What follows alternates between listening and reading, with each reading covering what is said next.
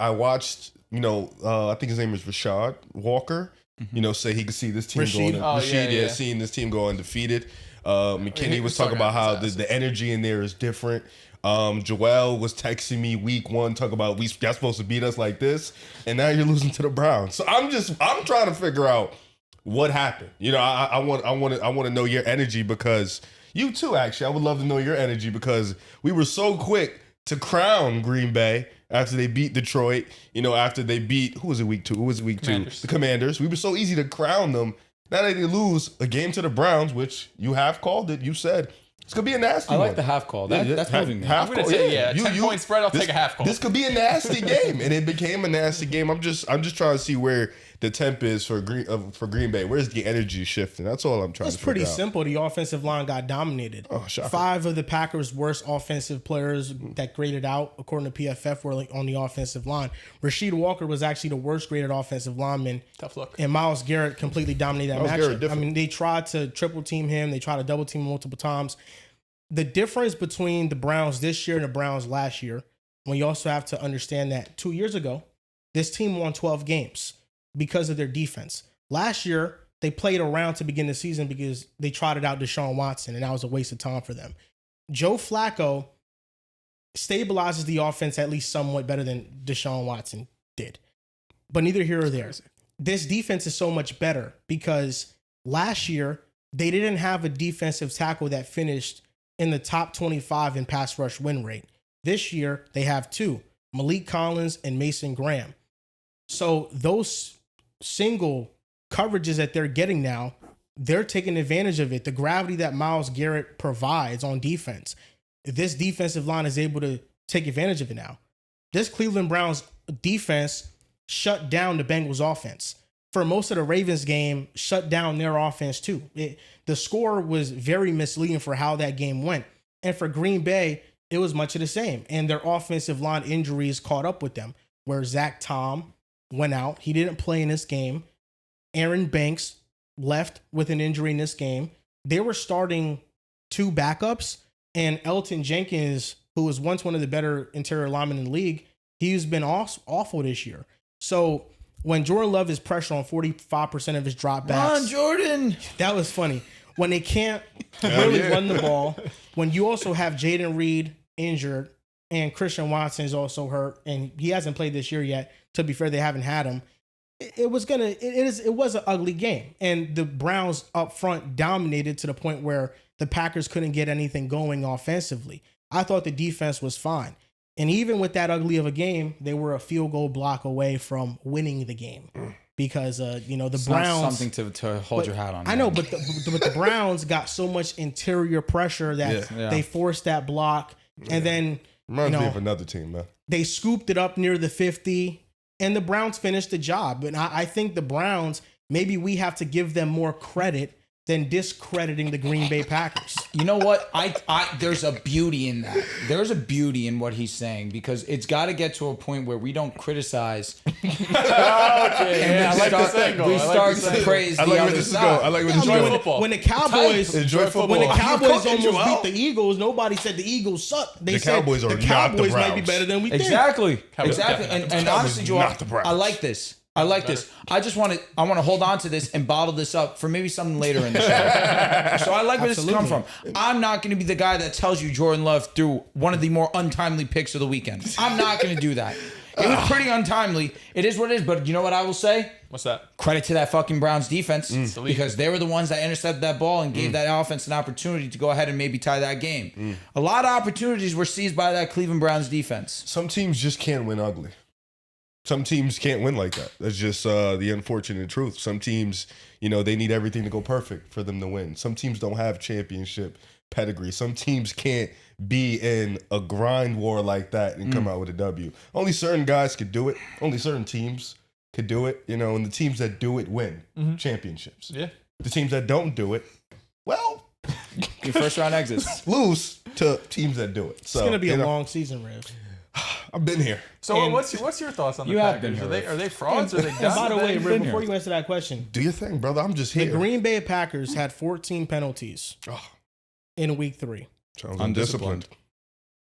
The last time they had that many penalties in the game was week 3 of the 2010 season. I knew it. And you want to tell me what happened that year? They won the Super Bowl. They did. I knew it. So this is all tracking back to the Super Bowl. This is not the Packers team that we're going to see all year. They're going to get healthier on the offensive line. Yeah. They're getting receivers back. Yeah. And 14 penalties, it took away a lot of chunk gains from them. Sure. Bro, you're trolling. It was actually week 3, 2010. Yeah. That's actually I'm going to be honest with you. I think against Washington. It's getting to the point where I'm getting spooked. Jordan Love, 27. Yeah. It's 27 shit for us. The Packers getting an elite defensive player. Yeah. And you know that 27 wasn't just Favre and Rodgers. You're telling me Bart Starr was 27? Yes. I'm going to be honest. It's in the stars. I'm starting to throw away all analysis. Packers are doing it. I felt that because this is getting weird. Yo, it would move me if they didn't have to see us. I swear it would move me. I agree. Like if it would move the hell out of me because after last week, the Rams kind of depleted me, man. They still got to see the Rams. I'm trust me, I'm not worried about them. I'm not. It's a solely the NFC Championship game is what we saw in week 3. I mean, yeah, bro. That's the NFC Championship. I think all 3 of those teams are in the same tier. That offense it's spooky. The Packers? Yes. Yeah, I mean, spooky in a bad way. Their offensive line is going through injuries. Zach Tom went out, I think, first play. He re-aggravated his groin. They're dealing with offensive line injuries. You mentioned some of the receiver injuries, too. We could talk about the Packers. We talk about being frauds. I mean, if you want to, I don't think that's a takeaway. The big takeaway for me in this game is Cleveland has the best defense in football. Like they shut down Joe Burrow and the Bengals week 1. They do that. They didn't shut down the Ravens in week 2, but they shut down Derrick Henry. And then in week 3, they shut down the Packers. Like you can't find a harder 3-game stretch than that in the NFL. And they did basically as good as you can against 3 of the best offenses in the league. So the Packers is an ugly loss. It's a terrible loss. There's no way you should lose that game. But I'm coming out of it saying, like, damn, like, the Browns should be the one looking for a damn quarterback because if you get some competent quarterback play that could complement your defense, they should trade for you. The Bengals are out of it. I know the Steelers are 2-1. They could be 0-3. I'm not moving with the Steelers at all. They could be the second best team in this division. They could make a wild card. That's how good this defense is. I think we've always talked about Cleveland like needing a quarterback for sure. Even when they brought in Deshaun, it was like, all right. You got an elite defense, or at least a great defense. There's a lot of talent. You know, you bring in a quarterback that's supposed to be like a top 7 dude. This could change some things. And obviously, Deshaun didn't pan out the way you wanted him to. And Joe Flacco's been a steady, like you mentioned, just somebody who's just... He's just been better than Deshaun. Yeah, better than what you've been given, which is complete and terrible quarterback play. And Flacco's not the greatest. He's like 42. He's doing the best he can. But yeah, if you bring a quarterback in there, for sure. Because the rest is up there, like, Judkins looks like a star. You have 2 tight ends in Harold Fannin, who I think is going to be a star, and Njoku. And you have receivers in Judy and Cedric Tillman. Like, this team has the talent. It's just obviously quarterbacks to hold you back. And I think the Browns, they could finish as high as 2nd in the division this year. Based on how the Bengals are trending, we'll see what happens with the Steelers because they just find ways to win games. The Patriots game was a perfect example of that, where they forced 5 turnovers. One of the skin of damn teeth. Bro. It was 18 penalties. They keep doing that. The Packers had in 2010. Yeah. That was the most they had in history, in the franchise history. And they faced the Chicago Bears. It was the 2010 season. Now, I just think that the Packers got their butts kicked, and this was a wake up call. And I love what my coach said when he came up on a presser, and Matt LaFleur basically said that it pisses me off when a player comes out and talks about the future. We're just worried about this week. What's going on this week? Let's not talk because Rasheed Walker came out and said he thinks they could go undefeated. And LaFleur is like, just focus on doing your job and getting better every day and focusing week to week on what you have to do and what your job is. You believe in that quote? I do believe in that quote for a football team, absolutely. Wait, but you believe in that quote? Like, don't worry about the future. You believe in that quote? For the players, yeah, I think they don't need to be looking at week 18 and they have to worry about their opponent this week. Okay, that's it. I like that. That's a cute little. And Matt LaFleur. He's a great coach. That's a great coach, and he's lighting a fire under this team. Some teams, they need an ass kicking to get the wake up call. Other teams do it in the same game. You get your ass kicked in game. Realize we like that, and then we just do what we do. You know what I'm saying? Against a much better opponent. That's just even with this loss. It's not like the Packers haven't already proven something this year. What they prove? Because they proved they can beat 2 top end NFC teams. They did that. The major knock on them coming into this year was, can they beat a team that's over 500? Can they win a division game?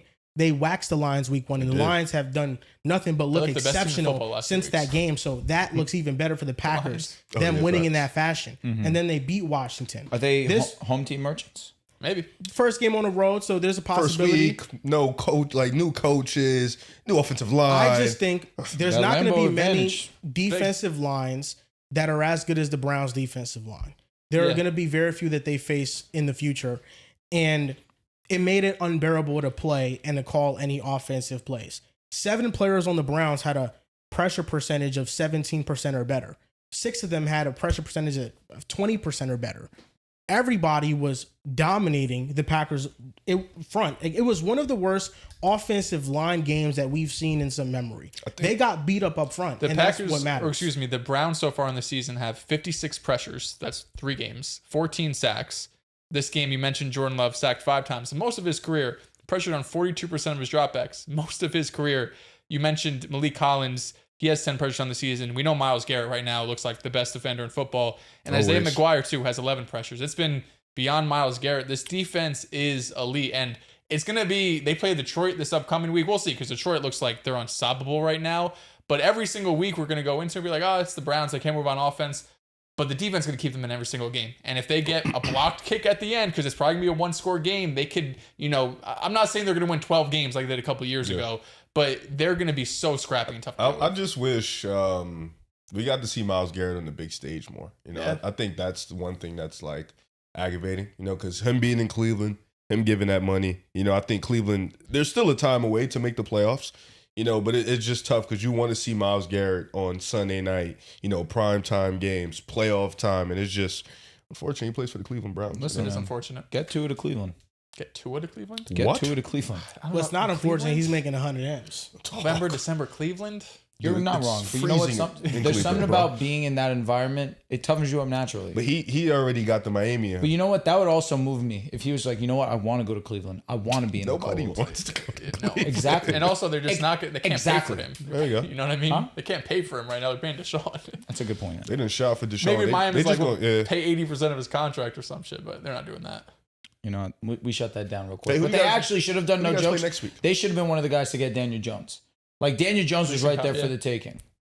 They love Joe Flacco. What was your question to him? I just wanted to see who he played because he told us they'll be undefeated by the time they play us. So that's cap. So I'm trying to figure out. Packers? Yeah, I'm trying to figure out who they play next week. Well, it's over now. Oh no, we knew that. They play the Cowboys. Dallas, Sunday night football. No CD. Micah's back. Potential. He said he could go. CD's no way. CD's not playing next week. He said he could. Probably could. Their next 3 is against Dallas on the road. Then they play the Bengals. Then they play Arizona on the road. The cakewalks. Should be. Then what is it? Week 10 you come? We had over the sticky ass. Lambeau? Week 8, I think. Week 8? It's week 8. Okay. I'm excited, man. I'm excited. In Lambeau, right? Yeah, they need it. Of course. But they need the home game. Letting you know what that do you let me know? regardless of the result of that game, January is what matters. I know that. Yeah, that doesn't. You no, don't have to I know that too. Okay. Why wouldn't I know that? As a Green Bay fan, brother. Is he prepping for a loss? 6 weeks to be right. Like, I mean, listen. January. We saw the Saints beat the brakes off the Bucs twice in the regular season, and then Tom Brady beat. You haven't had that same luck. It happened in the NFC. You haven't had that same luck. There hasn't been 2 losses more embarrassing than those, though. Fair. I'll give you that. Because those were time 3 times. Those were ass whooping. No, is it? To beat a team 3 times, same season. Oh yeah. You know Unfortunately, we played them 3 times. We'd have beat them. If the Eagles beat them week 8, that'd be the 3rd time in a row they beat them. Yeah. True. It's hard to beat a team 4 times in a row if you play. It's hard to beat a team 3 times, 4 times. Yeah. No. I mean, you guys are in Lambeau, so you'll have the home field advantage. You need it. I think right now, what I'm worried about right now is just the offensive line and the injuries. That's it. They're not going to face the Browns' defensive front every week, but it's a lot of young players on it. Yeah. Jordan Morgan is a 2nd-year player. His first year with real notable snaps. Anthony Belton. Those are 2 really young players starting on the offensive line. And the interception that Jordan Love threw, it was a great play by Grant Delpit. Also, Jordan Love doesn't throw that in that situation. But bad decision. What was happening throughout the game is that the Packers couldn't call any longer developing plays because Love's average time of pressure was 1.99 seconds. Throughout the game, they were incorporating a lot of quick game, and that's how they were able to get the ball down the field. And the 14 penalty stalled a lot of those offensive drives, but those passes were working. The interception, Grant Delpit is in a zone guarding Tucker Kraft, and Tucker Kraft hits a slant, and Jordan Love is reading what Grant Delpit is doing. If he follows Tucker Kraft, he's throwing it to Wicks on the outside because he's one-on-one. If he doesn't, if he stays with the Wicks route, he throws it to Tucker Kraft. Delpit baited him. Delpit really looked like he was going to Tucker Kraft, and then changed his body direction and was able to get that pick. It was an excellent play by him, and that is a similar interception to what we saw Tua have on the Thursday Night Football game, where it's a quick game concept. Look at the smile on his face. You have to trust the design and the spacing of the offense. Have to get heat off Jordan. Jordan gagged it. Let's go to another guy who Jordan gagged it. on the same side. He made sure to watch that clip like 5 times. Yeah. Let's go and target a lot of those quick game concepts. If you guess the wrong way, or for a defender guesses right, because Delpit gambled in that situation, you can get rewarded with a pick. And a lot of quick game concepts, when they're not married with other intermediate stuff, the defenders are keying in on it. The defenders know that they don't have to guard for 3 seconds long, so they know nothing intermediate or longer developing is coming, so they can sit on those routes. So, it was an unfortunate pick in that situation, and I wish he didn't throw that ball, but I get it. He'll learn. You wish you won the game. Nah, we needed this. I don't think you did. We needed this. They needed to get their asses kicked a little by bit. the Browns. I don't think so. I don't think the ass kicking by the Browns. After week 2, the Packers were rolling. I'm gonna be honest with you. This. I feel this because they're probably feeling way too high and mighty after smoking Detroit. Rasheed Walker just said he was gonna go undefeated. Exactly, they needed this humbling. Shut up. I don't think a humbling by the Browns. I'm proud of myself. Be quiet, lock in, realize, we haven't accomplished anything. I feel like if we would have lost, that would have been a humbling experience. 100%. That's a real one. But I'll be honest, you guys were humbled mid-game. Yeah, you guys were getting I'm embarrassed. just, you know what I'm saying? Like, losing to the Browns, this ain't humbling. It's just like, what the fuck are we doing? What do you mean? It's the most humbling. You're losing to a team you were heavily favored against. It's true. That is the most humbling. It's true. If you lose to the Rams, it's like, the Rams are also an awesome team. Yeah, but that's the team you thinking like, we got to see them. They just whipped our ass. We're like, damn. How are we gonna feel going up against the next time? You know what I'm saying? Cleveland, you ain't gonna never see them again. If you lose, you actually probably walk in that game on some chill shit. If you lose against the Browns, how the hell do you feel like you're gonna beat any of the top teams? It's true. Because if you playing the Browns, you probably not even playing 100%. You probably walk in there like, this is a snooze fest. Yeah, and that's why it was humbling, because they clearly cannot coast by. Because also I feel where he's come from, because a couple years back when you guys went up against the Niners and they absolutely whipped your ass, it wasn't more so a humbling experience. It was more so a realization of, man, we are not on their level. Yeah. You know what I mean? But that's a great team. Exactly what I'm saying. Going up against a great team, if you respond while you're in that game and at least you make it a dogfight, that's different than just getting straight embarrassed. Yeah. In this one, it was a game that the Packers obviously thought we should win. We should walk out of here. We're 3-0. They were talking crazy before the game. They lost. I'm with Joel. This is one of those they realize it's the NFL. You can't just go into every week thinking that we're going to go and win. Shit. That's really early, week 3. I agree. I agree. But you get Micah Parsons last year. Kirk Cousins gamed you last year. And we won the bowl. Okay, but don't bring up nothing we do. A quarterback that got benched gamed you. But no. You're using the benefit of hindsight, though. Of course. But you guys lost in an embarrassing fashion on primetime as well and still won the whole thing. So it should go to show you shouldn't overreact in this sort of way. I didn't overreact. Yeah, you are. No, I'm not. To the Packers? Yeah. I think he's just he's just throwing salt in the wound. Exactly. I would do too. I'm with him though. I've stayed consistent. I don't love this offense. Against high-level defenses, I have my concerns. I still believe in Jordan. I still understand Josh Jacobs, one of the best backs in the league, especially because of the opportunity that he gets. You want to talk about the real opportunity guy? Might be Josh Jacobs. He was elite last year, even with the opportunity. However, it's just really the offense that we have our reservations about, with the offensive line now being banged up, Jordan Love in these high-level situations. They don't have an elite receiver. And they don't have a guy. If you're telling me that this is your Atlanta game, that means you're telling me you gonna win the rest of the games for the year, basically. Essentially, is what you're saying. No, you did it. You brought it up. I do think the Packers are gonna bounce back in a major way. Games. No. This is his Atlanta game. So being that this is the Atlanta game, we went damn near undefeated for the year. You lost one game rest of the season. And we I think 2 games. Post-bye. Yes. Post-bye, you lost no games. No, we lost to the Commanders. Without Hurts. Yes. You're right. And then we lost to, I think we didn't play. We You played lost like to the Kenny Bucks. Pickett. Yeah. You lost to the Bucks and you lost to No, the Bucks was before the Bucks. That's what I'm saying. Yeah. So if this year, hey, go on a run. You lost 3 games last year, man. I mean, you saw the next 3 games. They should go on a run. Yeah, go on a run. They should be 3-0. Those 3, you get heated up, then you play us.